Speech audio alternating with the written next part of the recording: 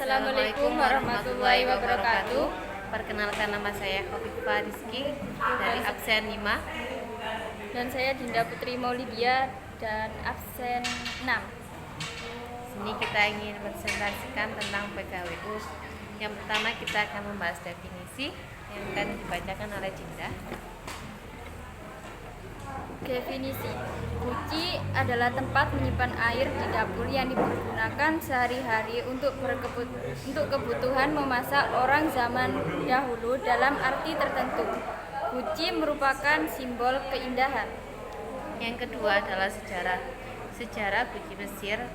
Guci merah dengan bagian atas berwarna hitam khas diproduksi di Mesir selama fase Nakhoda 1 dan 2 dari periode pra-dinasti 500 sampai 5000 sampai 3000 Masehi. Jenis tembikar ini dibentuk dengan tangan.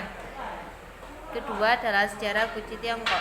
Tembikar ini dibuat di Tiongkok sekitar tahun 5000 Masehi.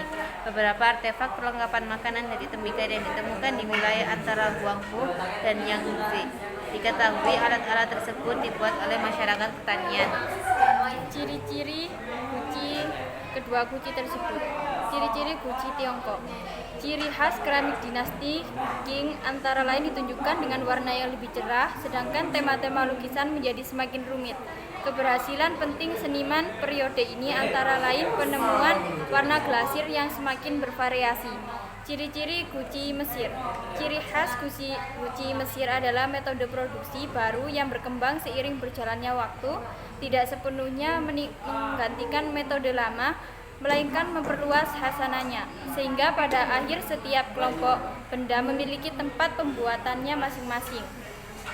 Yang ketiga adalah pokok permasalahan.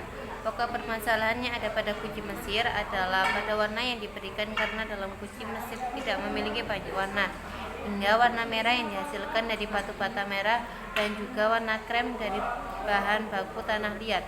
Permasalahan pada guci Tiongkok adalah guci Tiongkok tidak menciptakan motif atau warna untuk melestarikan, namun selalu berubah-ubah motif atau warna sesuai perkembangan zaman, dan guci ini biasanya hanya dikhususkan untuk menyimpan abu arwah para leluhur.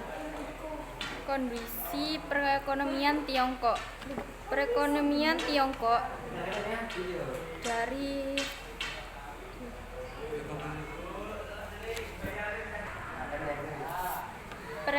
Tiongkok dari awal Masehi hingga sekarang mencerminkan transformasi yang signifikan, terutama dalam konteks globalisasi dan modernisasi.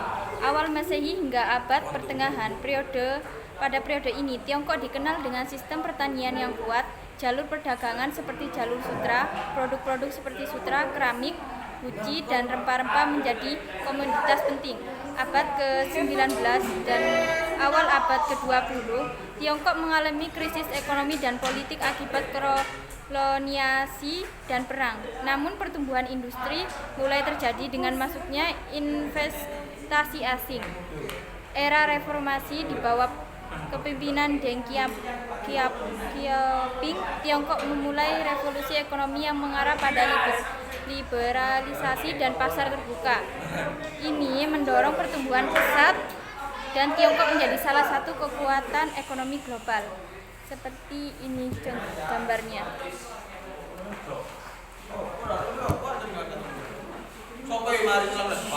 Kondisi perekonomian Mesir. Perekonomian Mesir telah mengalami banyak